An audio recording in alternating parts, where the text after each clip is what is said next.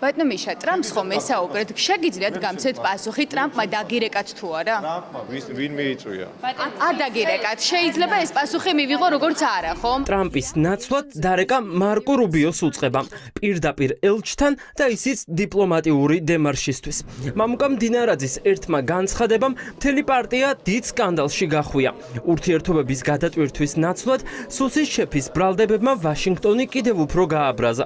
ტაილანდიდან რევოლუციური პროცესების დაფინანსების შესახებ გაკეთებული განცხადების გამო თამარ ტალიაშვილი სახელმწიფო დეპარტამენტში დაიბარეს. ეს უნდა ჩავთვალოთ უბრალოდ ჩვეულებრივ დიპლომატიურ პასუხად, რომელიც კიდევ ერთხელ გვაჩვენებს რა ურთიერთობაში, უпростоრად რა ვითარებაში იმყოფება რეჟიმი დასავლეთთან, რომ არავითარი ურთიერთობა, არავითარი ნიშანწყალი იმის, რომ მან შეიძლება გაიუმჯობესოს საკუთარი დამოკიდებულება ან კეთილგანწყობა დასავლეთისგან, ამის არ არსებობს. ეს არის, რა თქმა უნდა, დიპლომატიური პროტესტის საკმაოდ სერიოზული ფორმა.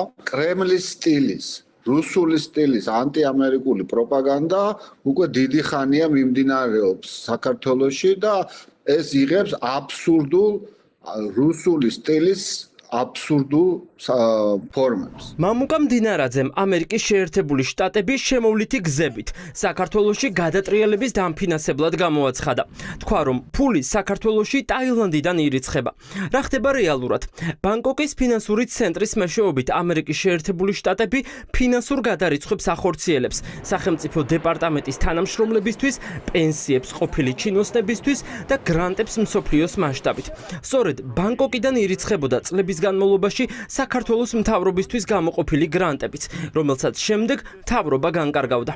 ან უფრო მარტივად რომ გითხრათ, ფულის გადმორიცხვა ხდება ბანგკოკის ფინანსური ცენტრის მეშვეობით, რადგან ეს არის ამერიკის გლობალური საერთაშორისო გადარიცხვების კვანძი. ამერიკის შეერთებულ შტატებს ყავს უამრავი საელჩო მსოფლიოს სხვადასხვა წერტილში და ამავდროულად ყავთ რამდენიმე ფინანსური ცენტრი, ერთგვარი ყულაბა, საიდანაც ხდება ფინანსური ნაკადების მართვა. არანაირი საქმე ბანგკოკში საელჩოს საქართველოსთან რა თქმა უნდა არ ქონია. ელჩის სახელმწიფო დეპარტამენტში დაბარების ამბავს ოცნება საგულდაგულოდ მალავდა. ინფორმაცია ამის შესახებ რადიო თავისუფლების მეშვეობით გავიგეთ. მედია გამოცემას ამერიკის საელჩოს წარმომადგენელმა დაუდასტურა, რომ თამარ ტალიაშვილი სახელმწიფო დეპარტამენტში დაბარებული იყო. იმისთვის, რომ ვაშინგტონის სახელით მისთვის შეშფოთება გადაეცათ და ეთქვათ, რომ რასაც მისი პარტიის წარმომადგენლები ამტკიცებენ, აბსურდია. ქართული ოცნება დღეს გზავნილებში დაიკარგა. თამარ ტალიაშვილის დაბარებასთან დაკავშირებით თუ გაქვთ ინფორმაცია, სახელმწიფო დეპარტამენტმა დაიბარა ის და მამუკა მდინარაძის განცხადების შემდგომ არის ის დაბარება. კალაძემ რომ ტყუილი თქვა, ეს კობახიძის 4 ოქტომბრის კომენტარით დასტურდება. მათ შორის სახელმწიფო დეპარტამენტთანაც ქონდა შეხვედრა დეპარტამენტის წარმომადგენელთან, მას არ ქონია. ანუ ასეთი კომუნიკაცია შედგა სახელმწიფო დეპარტამენტის წარმომადგენელთან. მრავალი შეხვედრა ქონდა, მათ შორის ერთ-ერთი შეხვედრა იყო სახელმწიფო დეპარტამენტის წარმომადგენელთან, მაგრამ თქვენ რაც გაინტერესებდა დაიბარეს თუ არა ელჩი გამოიყენეს თუ არა ეს დიპლომატიური ზომა, ეს არ მოხდა. უფრო მეტის თქმასა და დღეს ოცნების დეპუტატმა ლევან მახაშვილმა.